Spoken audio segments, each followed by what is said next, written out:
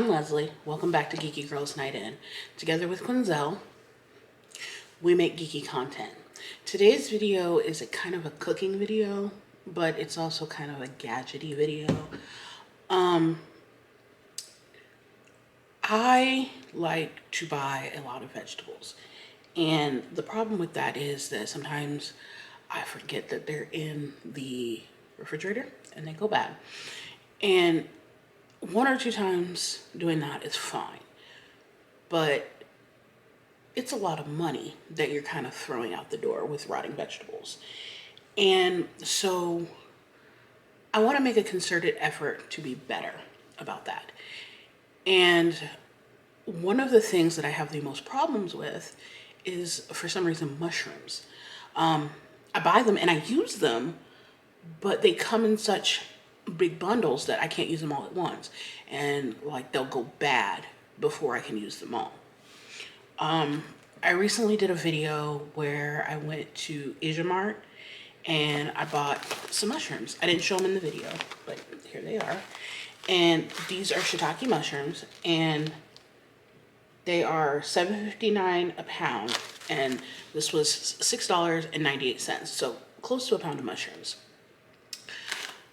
I bought some Shiitake mushrooms a while ago, and I used them as much as I could, but like by the end, I still had a whole bunch, and like they rotted, and the house smelled like death.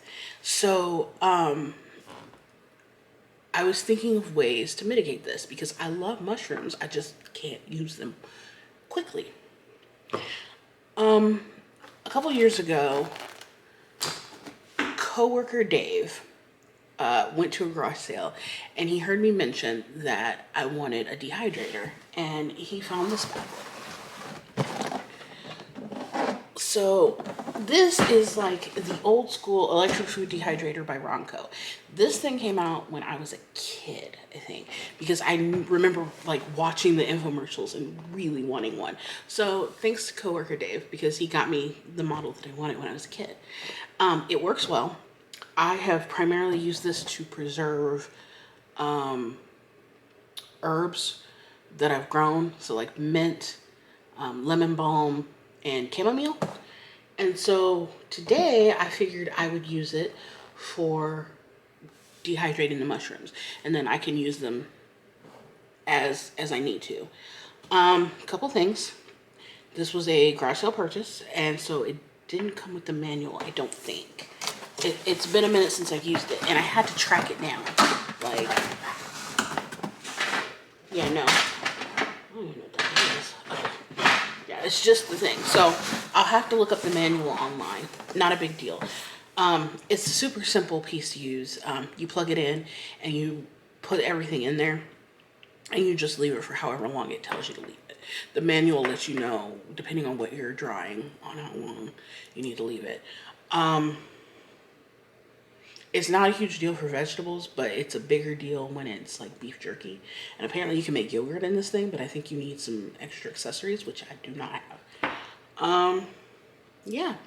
So your directions on your dehydrator may vary, and let's go ahead and get started. Oh, this will also be a voiceover video because though it is quiet right now, I can't guarantee that the entire video. Nobody in this house apparently believes in headphones. Nobody in this house apparently believes in, silence. And the only reason that it's quiet now is that everybody but me is taking a nap.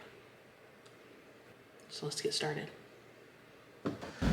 So the first thing that we have to do is get the mushrooms prepped for the dehydrator. Right now you see me cleaning them with a damp paper towel.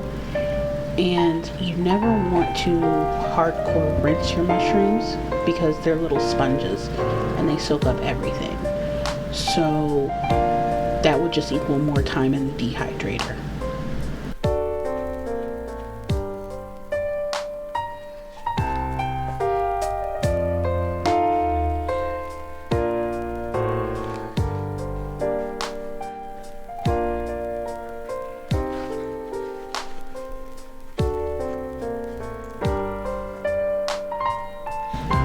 This video was filmed so long ago as compared to this voiceover. I have no clue why I'm showing you my hands. Maybe it's to show you that all the gunk that I'm taking off of the mushrooms. Who knows? Disregard.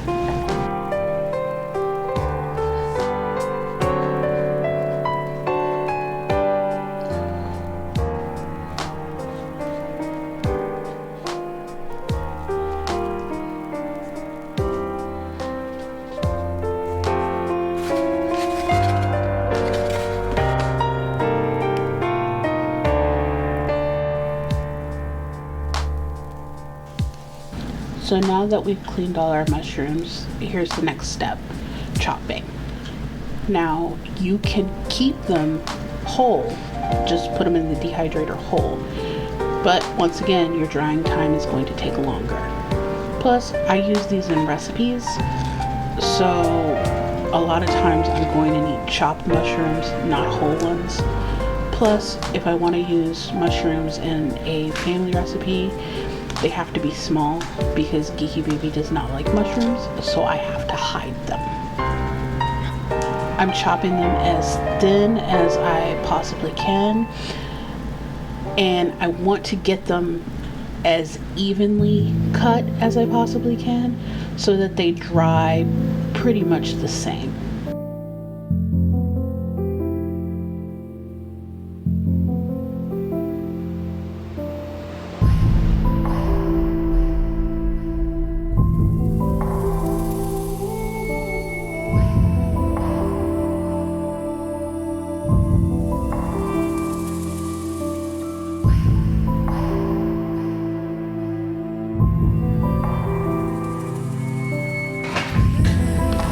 So I was wrong about the instructions not being in there. Turns out it was at the very bottom of the box. Lucky for me. So these are the instructions on how to pretty much do anything with this dehydrator, along with other accessories you can order for it. But keep in mind, this is from the early 90s, so obviously I can't send in the order form. But if you go on Amazon, I can get any kind of accessory I need for this thing. This is the main part of the dehydrator. That metal coil is the heating element. That is what basically dries out your stuff. And as you'll soon see, I did not clean it well the last time I used it. So I gotta take a little paper towel to it.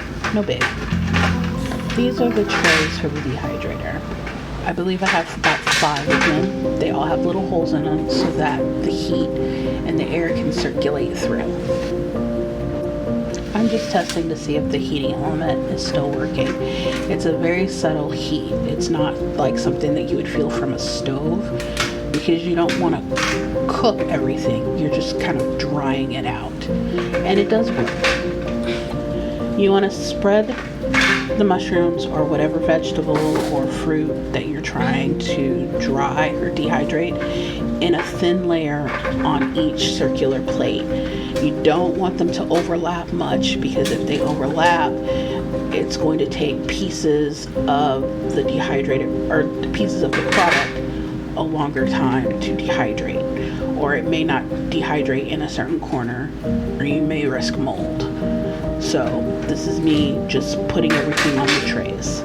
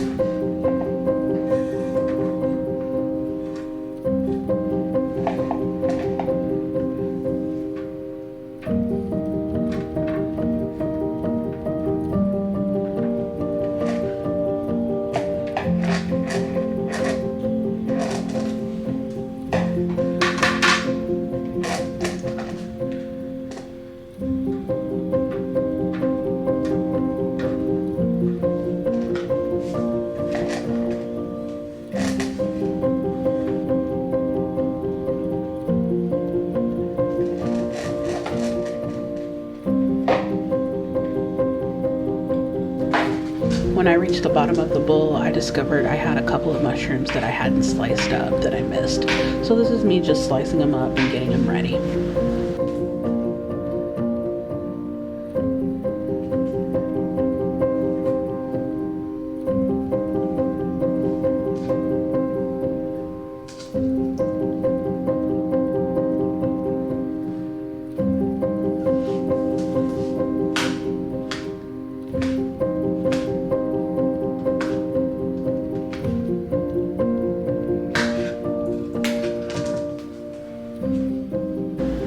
And here are the resulting trays. As you can see, I tried not to overlap anything. It's not super crowded. I could have probably used maybe one less tray, but I wasn't hurting anything.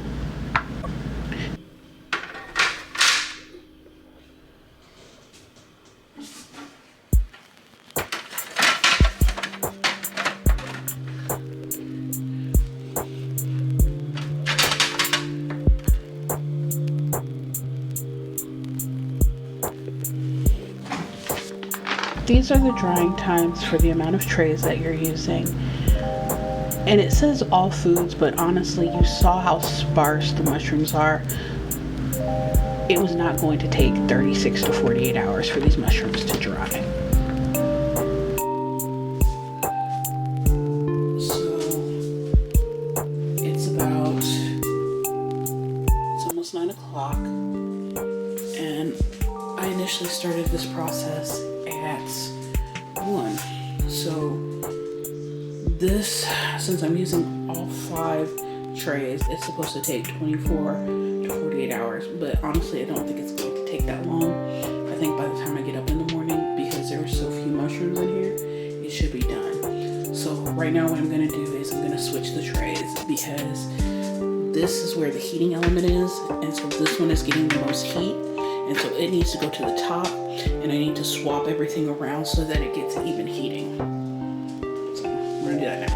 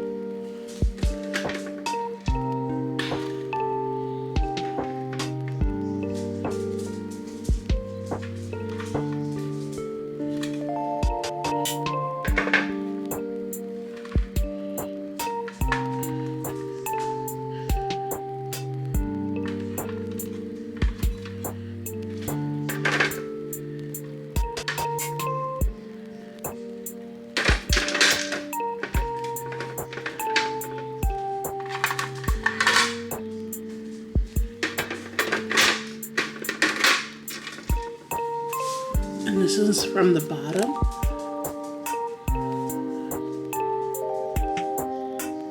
And like this is pretty much done. So like the way that it snapped. So by tomorrow morning, it should be all set.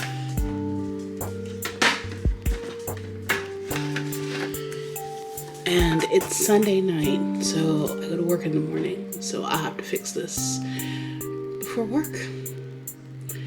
I should be able to unplug it and just let it cool until I get home from work, and then I'll store it. Okay, bye. So it's the next morning, and I just woke up, and this is the top one. So as you can see, they're dried, and I don't really have time right now to deal with them. That was good and dried. I can't see that. So when I get done with work today, I will put these in a jar and we will be done. Alright, bye. So it's been a few weeks since I've actually filmed the mushroom video, and I never got around to actually showing you the final product. I have used the final product several times, but before, this entire jar was filled. So, this is it. I hope you you enjoyed.